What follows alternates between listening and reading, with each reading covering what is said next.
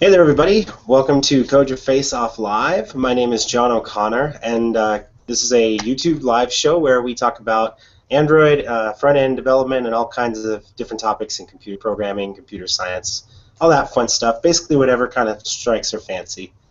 So today we are going to do an Android show. Today what we're going to do is we're going to revisit the app that we built last week. If you guys weren't here last week, we built an app in Android that goes out to the Astronomy Picture of the Day website. That's the picture. It's a website from NASA. It's a data feed that shows a different astronomy picture every day. So sometimes pictures of satellites or galaxies or all sorts of cool stuff.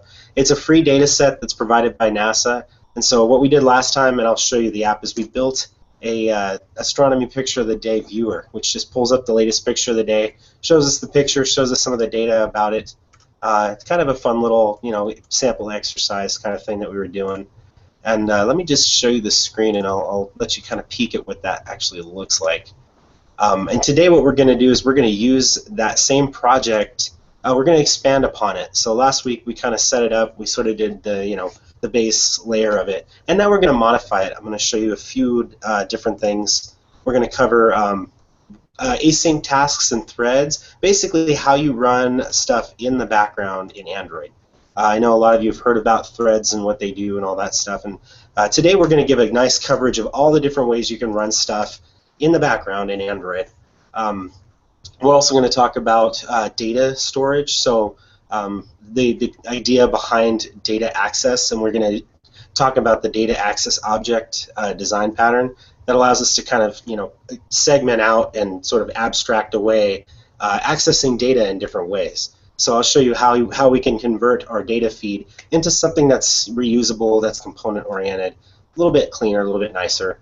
And then we'll talk about databases in Android, how to use the SQLite database, and then how to parse through or work through the result sets of a database call.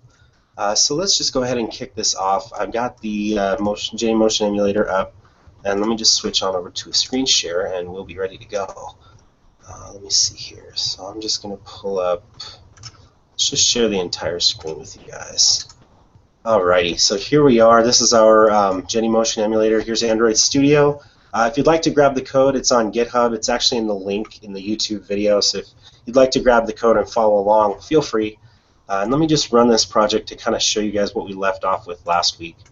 So I'm going to run this, let it run in the JMotion emulator. And it's just going to take a second here. And basically this app is pretty simple so far. We have a main activity that shows the picture and the name of the picture, and then a button that takes you to more details. If you click on the button, it takes you over to a details activity.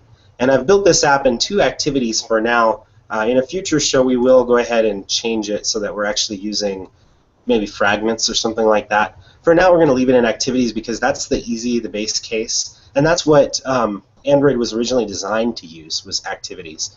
So here you can see, here's our picture. It's the Puppis A supernova remnant. And then this button, this details button, we're going to fix today. It should have text inside of it, but it doesn't. We'll debug that and figure out why. And we click on that, and it takes us over to this other activity that shows us the name and then this description of our picture. So we can see that there. Notice it doesn't scroll or anything like that. We also might try to play with that today and see if we can fix it as well. And then in addition to that, we'll do everything else I'd said.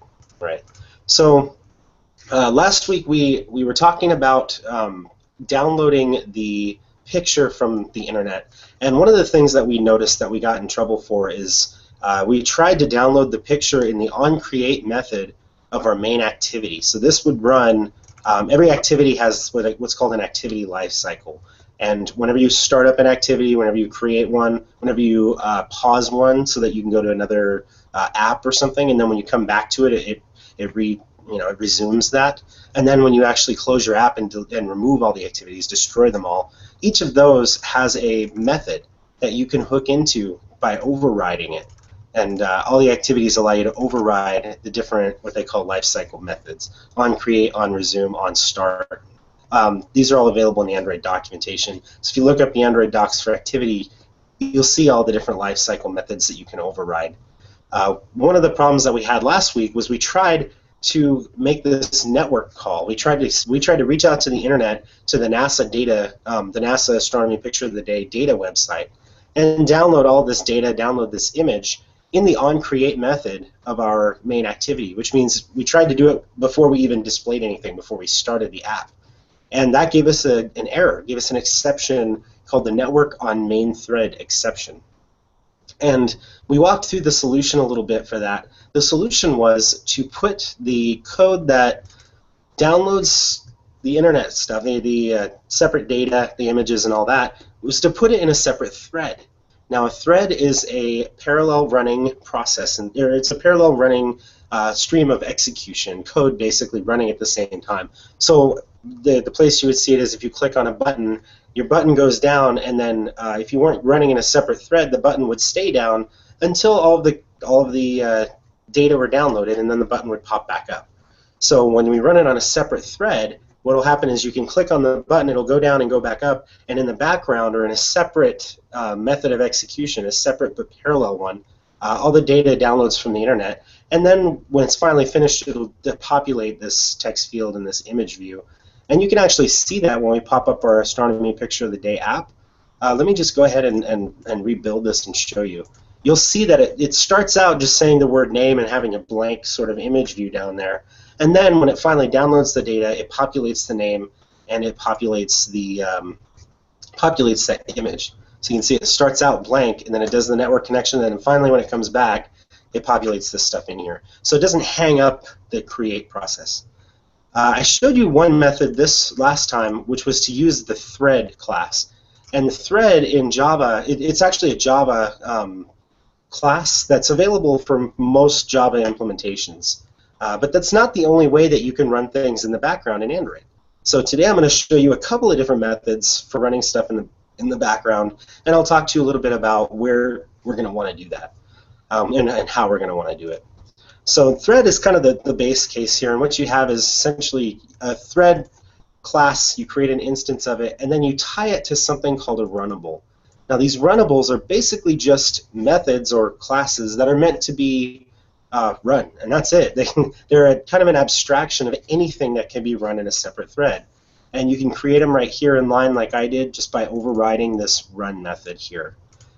So we can use these runnables with all of the different methods that we're going to use today, with the exception of the async task. So let me start by talking about how Android allows you. There are a few different ways you can run the background. The first one is the thread. The second one is using something called a handler. And in Android, a handler is actually it's a construct that was designed to just run tasks or just run runnables. And that runnable is not tied to the handler. So with a thread, once you create this thread here and attach a runnable, that thread will forever only work with that runnable. So when we call down here, we call t.start, it knows that it's going to start that runnable. With a handler, you can attach the runnable to it, but then you can reuse that handler over and over again. So let's start out by just making a, let's make a handler here and just try this out. So we'll create a private handler, mhandler. We'll just create a little a variable for it. This is a member variable here. And then we'll create a new instance of it right down here. mhandler equals new handler. And then we'll pass it what's called a looper. Now this looper is kind of a new thing in Android that I hadn't seen before.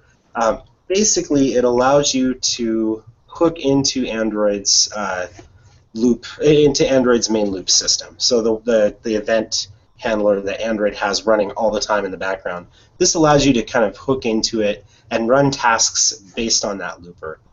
Let me see here. I had an example that I dropped into here somewhere. It's looper.get main looper, so I'm just going to try that again. Let's see. Looper class.get main looper. And we'll just import this guy. I'm going to import, and by the way, auto import again. It's Alt-Enter on a Mac, and I believe it's also Alt-Enter on Windows as well. Let me see why this is mad at me, because this code worked pretty recently. New handler equals looper.get main loop. And then we're going to call mhandler.post. What did I do wrong there, guys? Did something wrong there. Let's see. Oh. Any way to make the font window? Yeah, I can make the font bigger. Sorry about that, pal. Let me do this here. I think I can just actually plus it. Yeah, I just realized you guys are kind of looking at my entire screen here, so it's going to be a little bit small. Let me go ahead and do this here. Preferences. There is actually a way we can change the appearance here, the editor. And it's funny, you know, I've been, go figure, I had this example working not even a few days ago, and now all of a sudden it's starting to get mad at me again. Let me see here. What I'd like to do is increase the font size. Control mouse to scroll up, to zoom in. Scroll mouse, let me see here.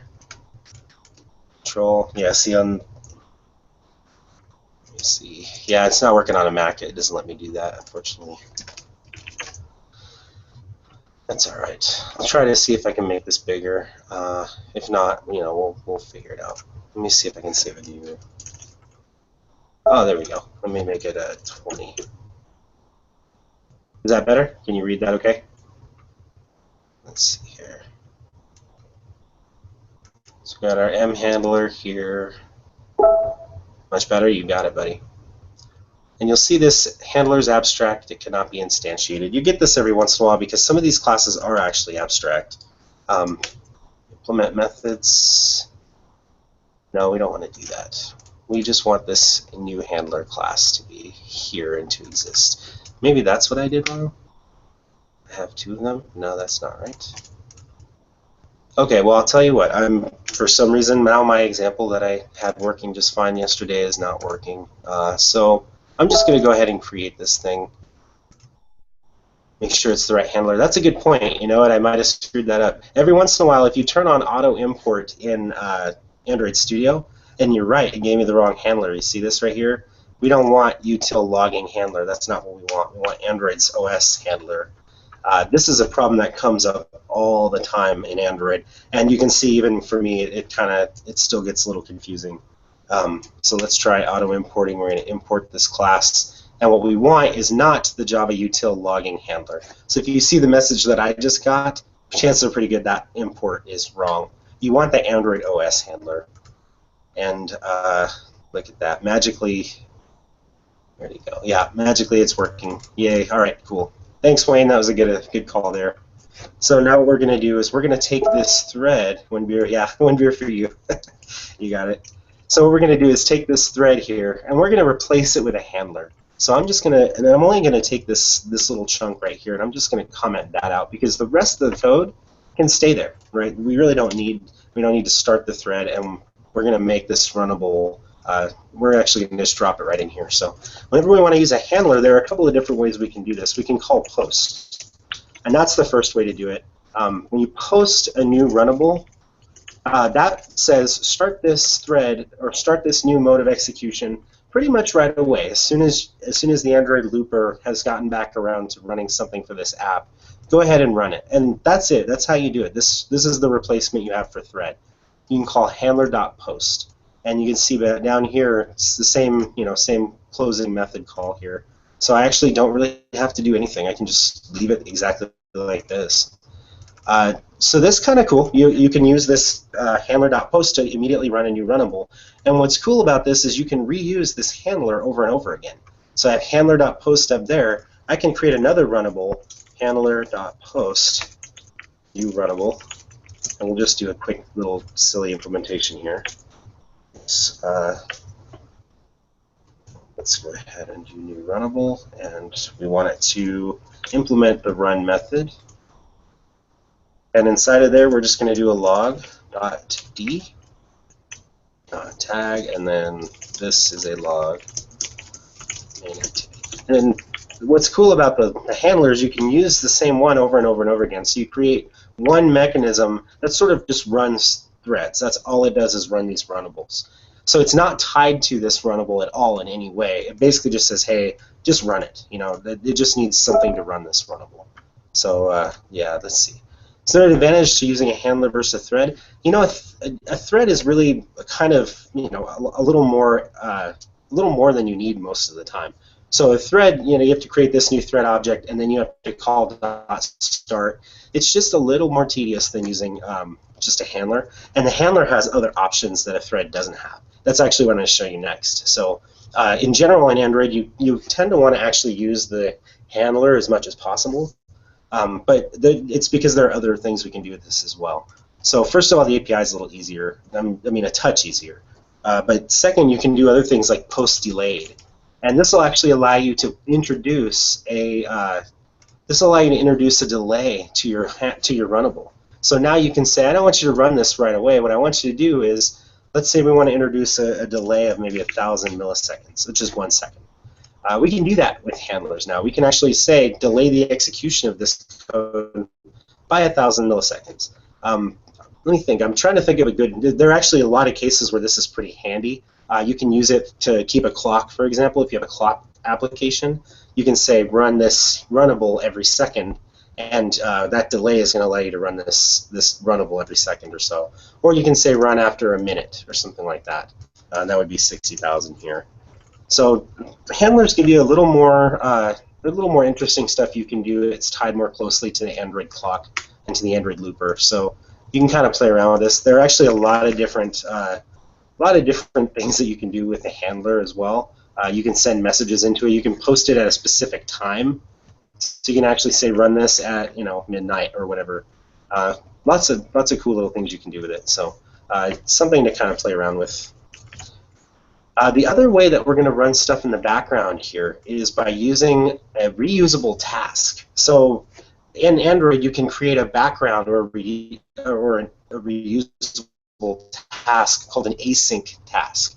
And I'm going to show you how to take this code right here and create a separate task for it. You may wonder, what's the point of using a task instead of just using directly in line or a handler? Tasks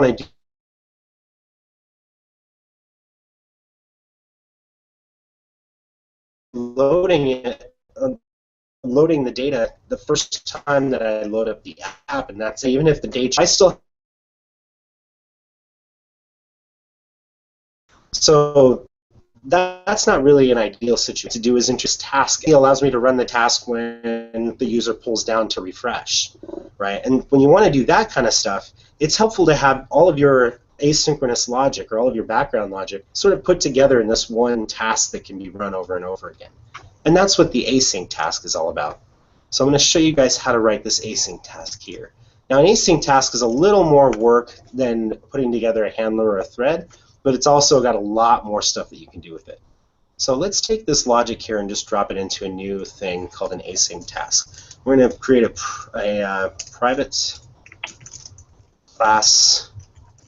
We'll call this maybe a downloader task. Extends async task. And what you're going to want to put in there, you can pass parameters into your async task. What I'm going to do is just say, for now, we're just going to do void, a void, and a void. And if you know generic programming at all, you'll recognize this. Sorry, that was my mistake. You'll recognize this as a way of scoping things down. What it's doing is saying there's a data type for the, this is for the parameters, the progress, and the result. And one of the things that an async task is pretty cool about is it allows you to start a task and then update for progress every so often. So you can send back an integer, for example, if you wanted to do like a progress bar that shows a percentage complete, you can put an integer here in the progress, and that will make all of the methods inside of this async task class, the progress method return an integer. I'll show you some variants of it just so you can see it. So let me see, we're going to do that, we're going to create this class, and then we're going to have to import async task, and we're going to have to implement a couple of methods. And again, I just hit the Alt-Enter key to automatically import async task. There aren't multiple async tasks for the most part, so this one shouldn't get you into too much trouble. Handler kind of got me a little bit, but that's all right. And we're going to allow it to implement some of these methods that we need here. So the only one that you really absolutely need is do in background, right? And you can see here, this first one right here, it's a void array of voids. This comes from the parameters type. If I were to change this to, if I wanted my async task to be able to take a string or an array of strings, I can do that, and then when I generate my method, you're going to see that the constructor actually will now take an array of strings rather than an array of voids. And that's because this right here, this type, is what determines the type of your parameters for your async task. So that's how you basically start an async task, and everything you want to do actually in the async task is going to go in this do in background method. But if that were the only thing you did, it wouldn't really matter. You wouldn't even necessarily get a whole lot of benefit out of using the task, other than being able to just run it multiple times. You also have these other methods in async tasks that make it a lot more interesting. So one of the overrides we can do here is a protected void, and we're going to do progress, I believe it is. Let me see, what's this async task? Some of these methods here. Let's just pull up some of the documentation. We have here, in all I did here was a Mac, or it'd be a control click also. It's a command click on Mac, a control click on Windows. And it'll show me here showing you the documentation for the async task class. You can see here the parameters, progress, and result types. That's what I was showing you a minute ago. And we can see here there's a result class called do in background, which takes parameters. There's also an on pre-execute method that you can override. And what this will do is this allows you to basically say, hey, if there's anything I want to happen before I execute this task, I can do it inside this on pre-execute. A good example might be if you wanted to make sure that the database existed before you did the task, you can do an on pre-execute. Let's see, on pre-execute method here. And let me see, what was the method signature? It was a void, it's just a lowercase void. I can override that, and now I can do something here that will get performed, or do an action that will get performed before the async task runs. Yep. We also have a couple of others. On post execute says do this after everything's complete, and it has access to the result because the result has come back. This on progress update is kind of a cool one. This allows you to keep track of progress as your download is occurring. So you can say protected void on progress, and you'll have this progress type, which is void. Let me see here. What's the type there? Void values. And that's what we're going to get here. Is we're going to get this. Let's see. Maybe I need to do progress type. Let's see if that'll work. Oh, the idea here anyway, I'll have to tweak it to see how to get that exactly right, but the idea here is that this on progress will be called with a set of values that come in, and the type is going to be the type that you placed inside of this guy. So if it was an integer, for example, if we wanted to do a percentage of completion, we can do an integer, and that's kind of a cool. Let's see, I think it does that. What you got there, Wayne? Did I mess it up? It's on progress update. Is that what I'm doing wrong? That would make sense, yeah. Let's see. On progress update. It should pass in, it should allow us to override these values here. Integer. Let's see.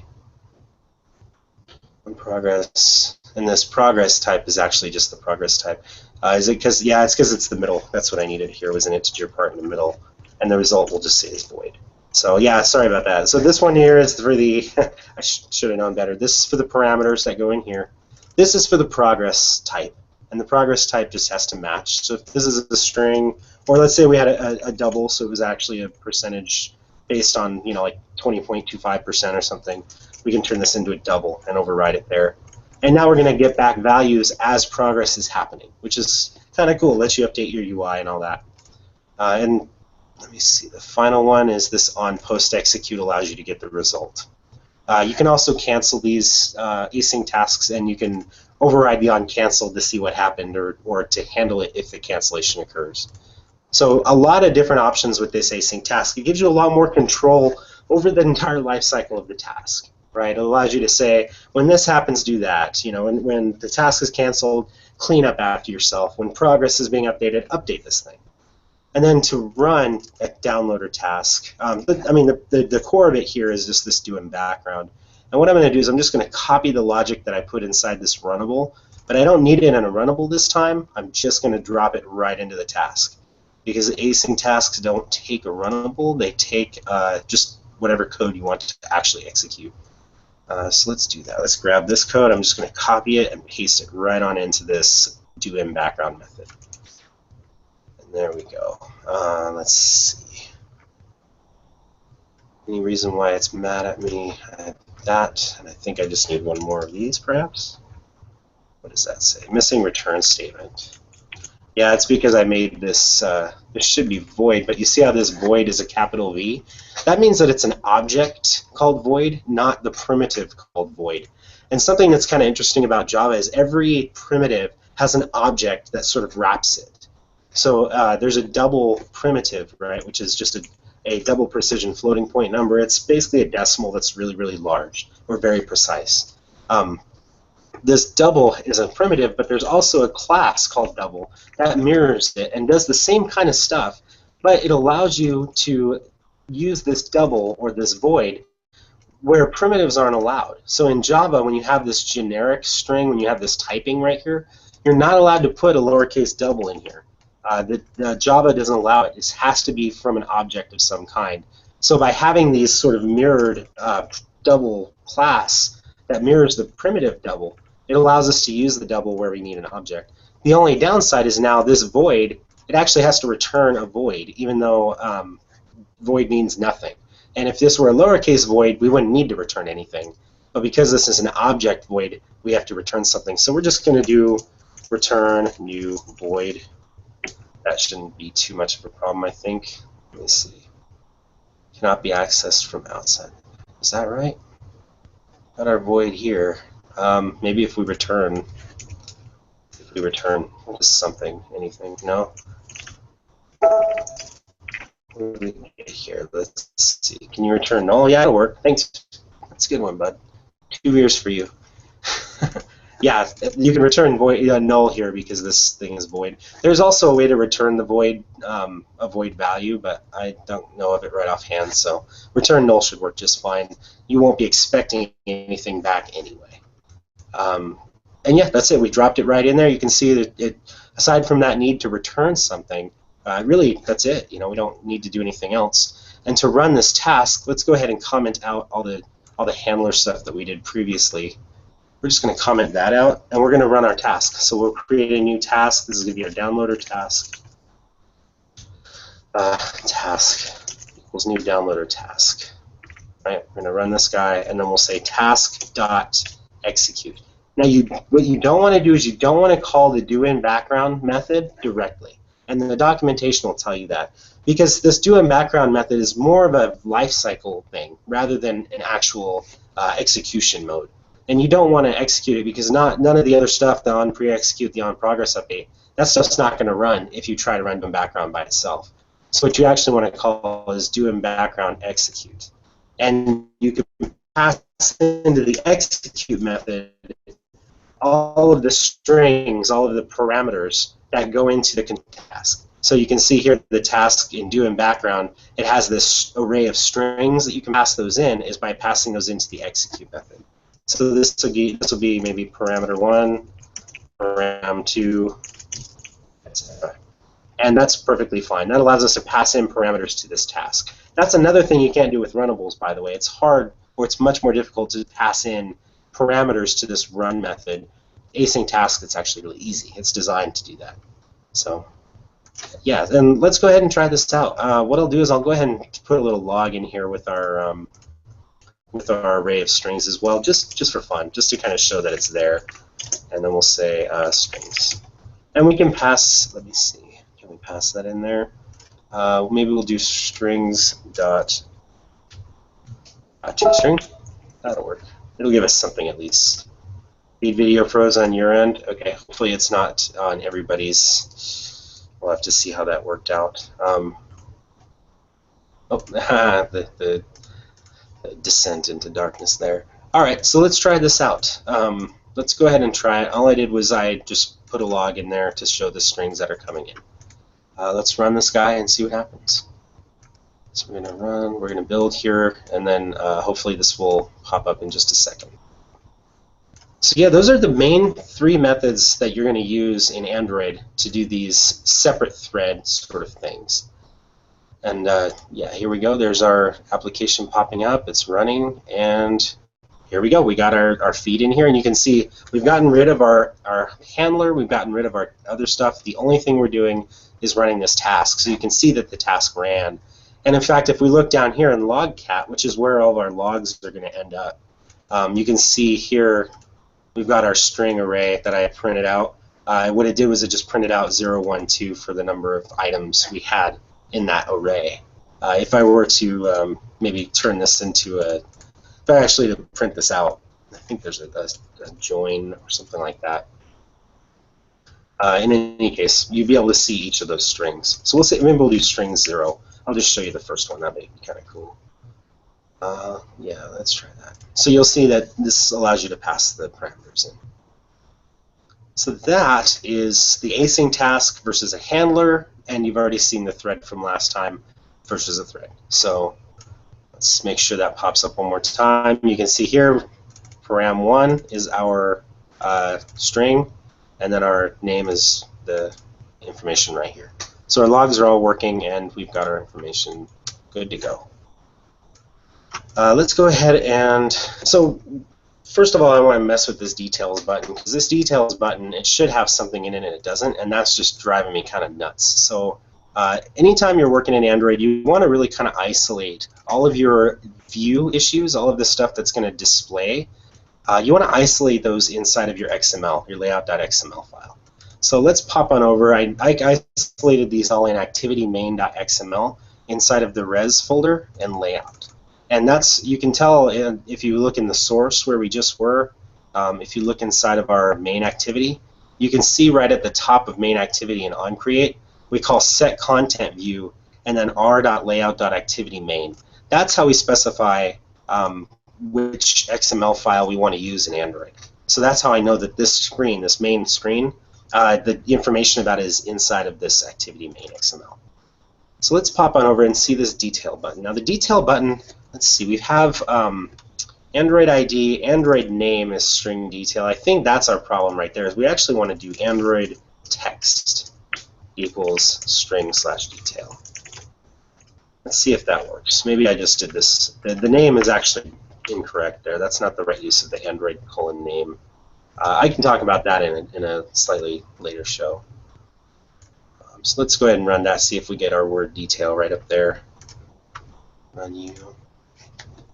And here we go. So now we have our details button. That's cool. So yeah, it was just a minor typo. I was using Android name when I really wanted to be using Android text. You know, another thing that might be kind of nice here is, let me see what you got there, guys. That's where the design, yeah, absolutely, yeah, design view is kind of nice there. I tried to run it last time, and for some reason it wasn't working. But today, let me see, the version of the rendering library is more recent than your version of Android Studio. Yeah, I don't know that I want to bother trying to update Android Studio, because I've seen it take an hour or more to update, just depending on how lucky you get for the cleanup. Sometimes it can take a long time, sometimes it's not too bad. So yeah, if you have the design view, there's this little tab on the bottom. You can toggle between the design view, which actually will normally show you the UI layout physically, and then the text view, which shows you all the XML. So yeah, we'll just leave that for now. One thing that I would like to do, though, is I'd like to show maybe a little spinner or a progress bar in here somewhere when the data is loading, because right now it just kind of sits there with the word name, and that's not really very pretty or pleasant.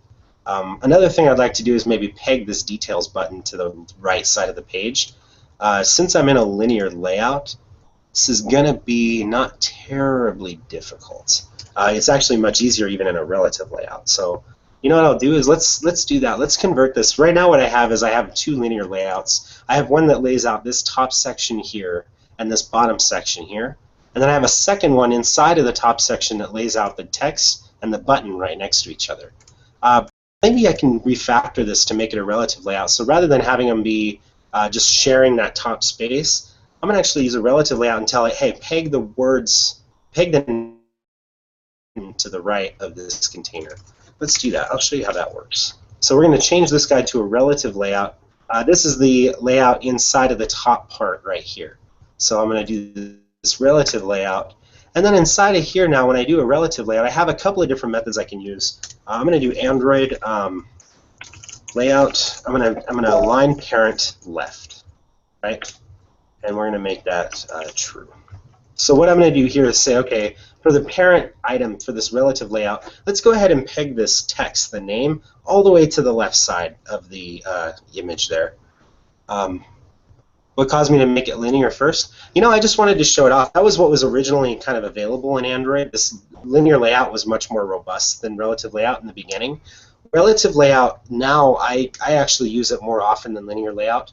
Linear layout's still good for if you have items that lend themselves to being laid out horizontally in a list, right? For example, a lot of list views will use a linear layout under the hood to, show the list, scrolling list in a vertical fashion. But the relative layout's a lot better for positioning items relative to each other or to the parent container. So linear layouts are good if you want to have like equal columns or equal rows across. Relative is good for if you want to say, hey, put this button and this text in a certain place next to each other or relative to each other. And I'll show you a good example here. We'll say on the button, I want to make it align parent right, layout underscore align parent right. And then I also make that true. And then I also want to say, let's go ahead and lay out this button to the right of, align right, to the right of this ID/name. I got that from here, right? This ID of this text view is name. So I'm going to refer to it when I call layout to the right of. I'm going to refer to it right here. So lay it out to the right of the name. Not only am I going to align to parent right, but I'm also going to say make sure that I'm all the way to the right of this text view. I could get rid of the align parent right, I suppose, or I could get rid of the align right of. I like to kind of do both just to cover the bases. It's actually probably not required, but I kind of like to have it in there just to be explicit.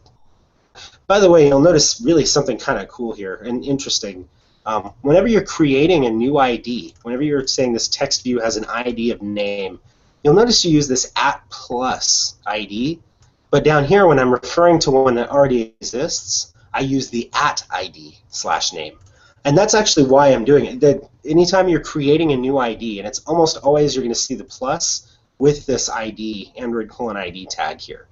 The @+ ID says create a new ID in the resources file and attach it to this text view.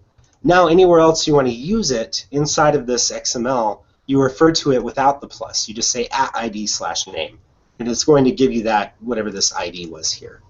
And one other thing is you can't use this ID here before it's been created. If I were to have these two inverted, if I were to put the button on the top and the text view on the bottom, it's going to give me an error because this ID doesn't exist yet. It might actually allow you to, let's see, it might allow you to do it in the XML, but when you actually go to compile it, it'll fail. It'll fail on you. At least it used to. Maybe it doesn't now, but don't hold me to that word.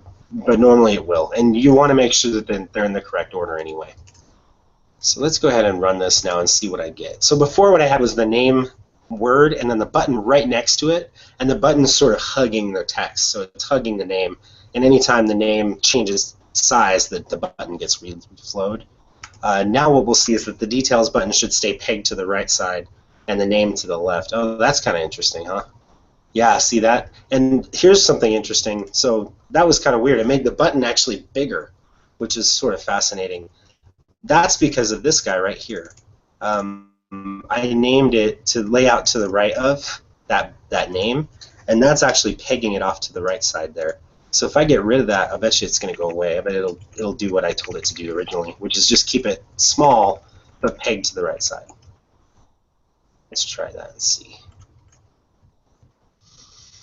It's interesting how subtle these things can be. You know, you might be working with a layout, and you might want it to actually do what I had it doing just now. You might want it to span the full size. See, now it's a small size, name is on the left, button's on the right.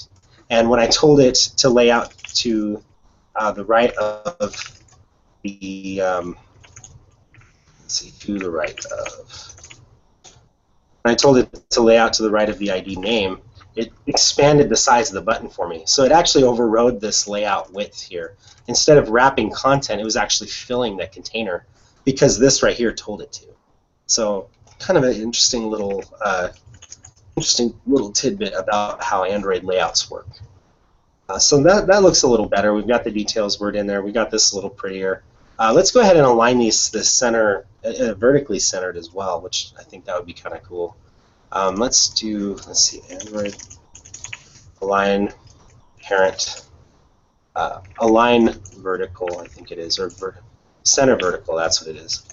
So we're going to center it vertically inside of the container. Same thing with the button, although the button actually is probably, because it's the size of the container and we're using wrap content here for the layout height, it's probably not going to change the button at all, but we want the text to kind of line up with the button. So let's save that and do it here. And we'll see what this looks like. And yeah, the design view would be handy here because we have to recompile every time we want to see this thing. That's kind of a pain. It would be nice if we just had the layout view showing us. Yeah, so here we go. Now the name is actually centered with the button as well. And that'll look a little nicer here. There we go. Yeah, we still need a progress bar here, right? That's what we want, was a little spinner. So few ways to do this, but I'm going to show you the way that I like the best. This is kind of a cool little hack you can do. So in Android, you have views can kind of appear and disappear as you'd like. So I'm going to just create this little progress bar here, and we'll call it a, we'll say the width is parent or match. We'll do match parent. We'll do match parent here. And we'll say the progress bar type, I think it's indeterminate. You know what, I'll leave it there for now. We'll say Android ID, we'll call it loading here to view.gone, or to gone rather. It's called view.gone in the Java side. And what this does, there are three different visibilities, right? There's gone, there's visible, and then there's invisible. And gone and you know, is visible and invisible might be what you might expect, right? Visibility and visible here, or it can be visible. So visible and invisible are what you expect. One of them shows the thing, the other makes it disappear. But what it actually does, if you, for example, had this text here set to invisible, let's just try it out and see what it does. If you wanted to try setting this text to invisible, what will happen is it'll still lay out as if the text were there. So if we were to put this button, let me see, layout visibility equals invisible. And I'll take out this align parent left and center vertical. So it's just going to sit next to the text this time for now. Let's see, align parent left.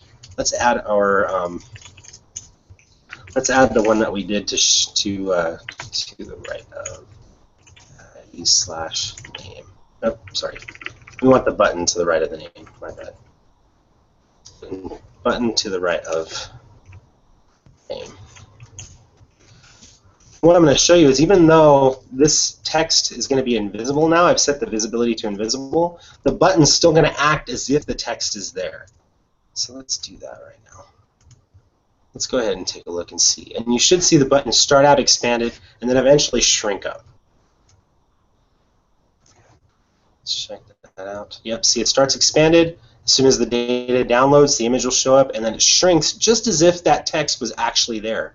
That works for some layout elements. For our progress bar, we don't want that. We want it to actually completely disappear. We don't want it to render on the screen at all. And when you want that, instead of using visibility invisible, you use visibility gone. And what happens with visibility gone is it's actually going to lay that out as if the text never existed. So you're going to see this details button take up the entire width of the screen, and even when this image comes into view, or it's actually, sorry, it's going to take up this little corner. And even when the image comes into view, it shouldn't change, and it won't change. I can get rid of this align parent right and actually show you that effect. You'll see that it doesn't change at all, even though the content was still being loaded. The view is gone now, so it's not rendering it. There you go. And you can see it doesn't change. It's not going to change no matter what happens. Gone means that it doesn't render anymore. Let's make that visible. And that was just a little example. We'll get rid of that. We'll say layout line parent right is true. Okay, so what we want to do here is we want to say we're going to create this progress bar, right? This progress dialog. Let's go ahead and load this guy up. Match parent, and we're going to make it fill the entire screen. So we're going to have it do actually layout. We're going to do center in parent, right? Center in parent. What did I call that? Layout underscore center. Is that right? Layouts.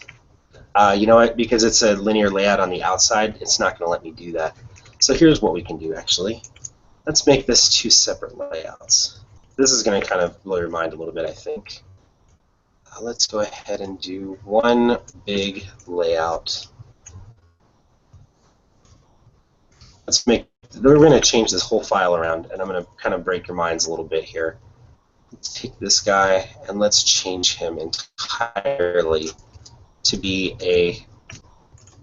we're going to make this a new thing here. Come on now.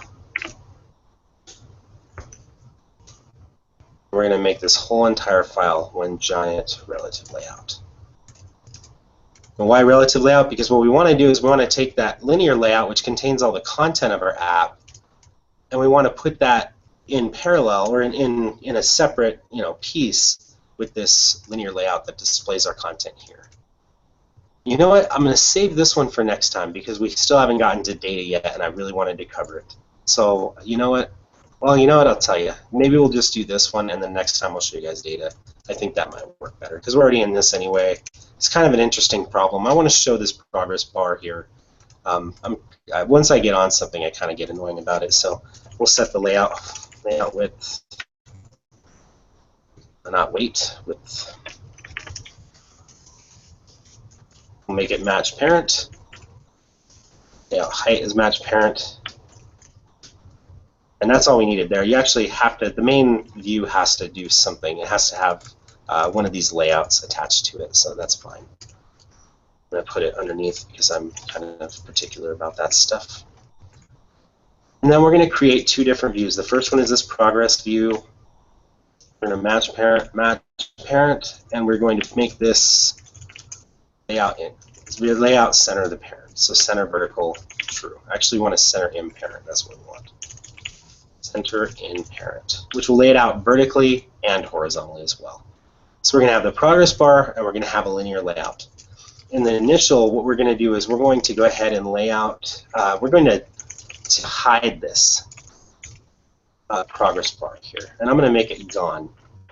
And I'm going to say my linear layout here. This view is going to be visible. I'm going to make it explicit for now. It's not actually necessary for you to make it explicit, but I like to do it. I like to leave it explicit so that it's clear if this one's invisible that this one is going to be affected by visibility as well. And so I like to kind of keep those things sort of spelled out. So when an idiot like me goes back out a few weeks later, and I always say that, I say you try to make it idiot-proof because you're going to be the idiot later. And it's because when you develop code, you're going to forget stuff. You're going to go in and forget what you did. And so you want to make sure that your code is explicit, that it's well documented, well defined, that kind of stuff. So let's go ahead and we've got our relative layout. Our progress bar is hidden. Our linear layout is not hidden. And what we're going to do here is we're going to play a little bit of a swap game here. Let me go ahead and grab this linear layout. Now I have to give this linear layout down here an ID because I'm going to have to access it from code in the near future. So let's give it an ID plus ID / content. How about that? That'll work. And then up here we'll have an ID of progress or loading. Right? I'm just going to make it a loading dialog. Now in our Java code, we can access those. We can say, we're going to create a private progress bar loading, and we're going to create a content, which is a linear layout. And by the way, you'll see something kind of interesting. All layout XML components have a Java equivalent to them, because each one of those translates directly into a Java object. So if I add a progress bar here in my activity main.xml, there's a progress bar class that I can access, and same thing with linear layout and relative layout and everything else pretty much. So I'm going to go ahead and do an import of the progress bar, and then I'm going to just snag it while I'm inside of this on create. So loading dialog is going to equal progress bar find view by ID bar.id.loading.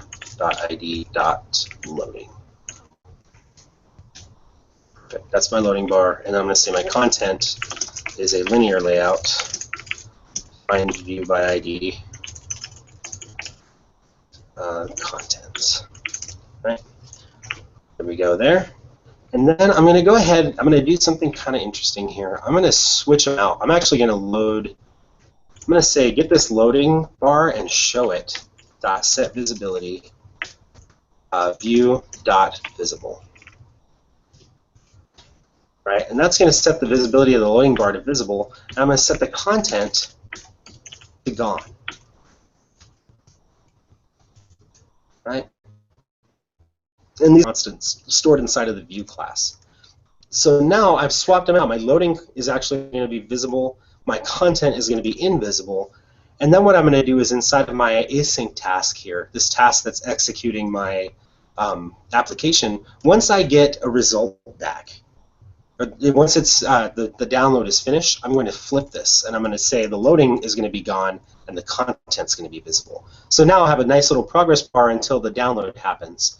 It'll just be a spinner. And by the way, you can do in your progress bar, you can have it be either a line. They call that a determinate progress bar because the length is determined. You can also have an indeterminate progress bar, set indeterminate here, and we're going to say true. So an indeterminate is just going to spin and spin and spin. It means you don't know when it's going to end. You don't really have a percentage. You just have to kind of hope that it's sometime in the near future. So we're going to set it as an indeterminate progress bar just to spin for us. And then inside of our async task way down here, we're going to say once you have a connection, once this is complete and you're running it on the UI thread, initially we were setting the name and we were setting the image. We're now going to go ahead and invert our visibility. I just copy and pasted that line, by the way. Let me just type it out so you can see it. We're going to invert that visibility. So loading.set visibility view.gone, and we're going to set the content to visible. And that's going to go ahead and just flip it for us. So now we're going to go from having the progress showing to having our app showing here. And I did this in the run on UI thread, so I have access to both of these. Let's just go ahead and run it and see what happens. See where it crashes, or if it crashes. It may not crash. Maybe we'll get lucky. It's pretty rare, but every once in a while I do actually get it to work the first time through. I'm not going to, knock on wood, whatever. There's a big progress bar, and then hopefully when we get the data downloaded, there it is. So it actually, wow, it actually did work. That's kind of cool. It's still a little ugly. That progress bar was just way too big, but I can tweak this to make it work. I can make this actually do, we'll say wrap content, and that's actually going to make this thing, a normal size. It's still going to center in the parent because I have this center and parent true. So actually, let's try that. I'll show you. Just a small minor tweak sometimes is all you need, and I think that's what we're going to get there. Let's go ahead and run it. Ah, there we go. Little guy in the middle. Yeah, and then it's gonna, there we go, and we've got it loaded up now. So that's it. That's how we do this progress bar. We switch a progress bar out with our content, make our app a little nicer. So that's pretty much it there. This week we didn't quite get to data yet, so what I'll give you a little preview of what we're gonna do next time. So right now, all we're doing is we're toggling. We're just grabbing this data, but we're not actually doing anything with it. And you notice when we load our app up, even after a few seconds, the data is just, we have to re-download it every single time. That's not always ideal, especially if you have a really large data set. And one of the design considerations of mobile is that a lot of your users, they're on mobile devices. They're data limited, They're not going to want to have to download your application data every single time you load the app because it's going to cost them money. And anytime you want to cost your customers money, you want it to go to you, not to go to the carrier. So yeah, what we're going to do is we're going to save off the latest astronomy picture of the day data. So rather than downloading it every single time we load the app, we're going to cache it for 24 hours inside of a data source. And in Android, there are two data sources that you can use that are pretty, well, not easy, I should say, but first is called or basic preferences.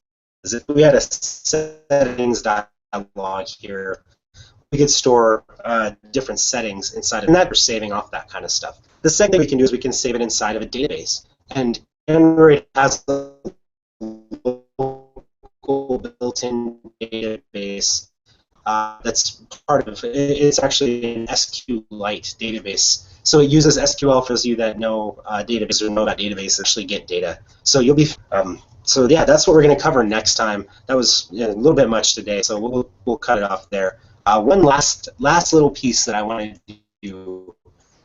You'll notice here that this guy is kind of overflowing. This is not showing all of the data that could be there. This might be, if it overflows and we have to scroll, this view right here doesn't scroll. Right? This is just a text view, text view. There's no scrolling here. And we would like this to scroll. So I'm going to show you a really quick and easy way to make that happen. If we go over to this is our activity detail page, by the way. This is what we're actually calling up when we click the details button. We're calling up a new activity, the details activity. So I'm going to drop into this guy. And you can see this is just, again, two linear layouts. This would actually also be better refactored into a relative layout, so I'll just do that right now. This is actually, the linear layout very often is too much. You don't actually generally want to use the linear layout all that often. If things are definitely for sure positioned in a in a line, then that's fine. But most of the time, linear layouts end up flowing kind of funny. You can see this word description here kind of got all messed up. I don't like that. So what I'm going to do instead is put this inside of a relative layout, each one of those components, and then I'm just going to give them, I'm going to lay them out relative to each other now. So I'm going to say this one, the ID is at plus ID, and I'm going to give this, we'll call this detail name. We're going to call it detail name because you kind of run out of names after a little while. Oh, I already have an ID, the whole detail name. So I'm going to call this detail name label. Right. And I'm going to say this one, layout to the right of, and we'll say ID detail name label. We're going to do the same thing in here. We're going to refactor this as a relative layout. And we'll say, we're going to match the parent this time instead of wrapping the content. The match parent will allow us to make this entirely one piece. We're going to match parent, and orientation goes away because linear layouts don't have orientation there. Layout weights go away because, again, no layout weight. And then we're just going to make this ID layout description label, and this is going to be, that's already got a detailed description. So we'll just say layout to the right of that label.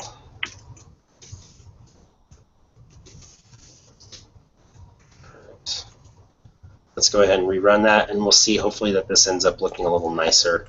And the last piece here, we're going to stick it in a scroll view. That's going to take just a second. That's actually really easy. This stuff, the views that allow you to scroll are called scroll views in Android. Some of your widgets already have them. You're used to them if you've seen a list, because those are built off of scroll views. Let's go to our details page. And I missed something there. Let me see. Match parent, match parent. Yeah, I probably did want to wrap the content after all. What's happening there is when I'm not wrapping the content, it's making this top one. So that, yeah, that was actually a mistake on my part. That's all right though. My 7th grade teacher, Mr. Kohler, used to say, it's the first mistake I ever made in my life. And I liked it a lot, so I always say that now. I'll say, oh yeah, first mistake I ever made in my life. And my college students, by the end of the quarter, they're on to the joke. I make about 2 of those a day. So yeah, see, there we go, it's back. So I just needed to make this wrap content again. the final thing is I'm just going to wrap all of this stuff inside of a scroll view. So let's just do that. Yeah, what you got, guys? You thought you were one. Yeah, I was wrong once, but I was mistaken. Turns out everybody else was just wrong. Let's see. So we'll have that guy. You know what we'll do is and you'll notice already this looks a lot nicer, right? This got this length, and I do go off the page now. So I'm actually just going to make this guy, this text view, I'm going to make that the scroll view, just that, and not anything else. So we're going to do, what did I have? Wrap content. Let's wrap content again. I'll wrap content there. So we're just going to create, the thing that scrolls here is called a scroll view, and I'm just going to stick this text view right inside of it. We're just going to see if that lets us, let me move this layout to here, like that. So we're going to make the scroll view layout to the right of the description label. Let's just see if that works. That should be the quick and dirty and easy way to get that to work. All right. Let's pull up the details page in just a second here. And now you can see that our text here is scrollable. So when you want to make something scrollable, you just stick it inside of a scroll view, and the content inside of there will now be scrollable. Kind of a cool little extra here. So, all right. So that is our work for the day. We're going to go ahead and sign off. If you have any questions, go ahead and add them to that form, and I'll try to add them to a future show. And yeah, next week, like I said, we'll be talking about databases and how to organize data inside of an application. Alrighty, thank you very much for watching, guys, and I will check you later. And also thank you to Wayne and Kevin again for sitting on there and sending me messages when I'm doing something stupid or if my audio's off, stuff like that. They're kind of helping me to keep this thing sort of on track. So appreciate that a lot, guys. Thank you. All right, everybody, have a good one, and I will catch you next time.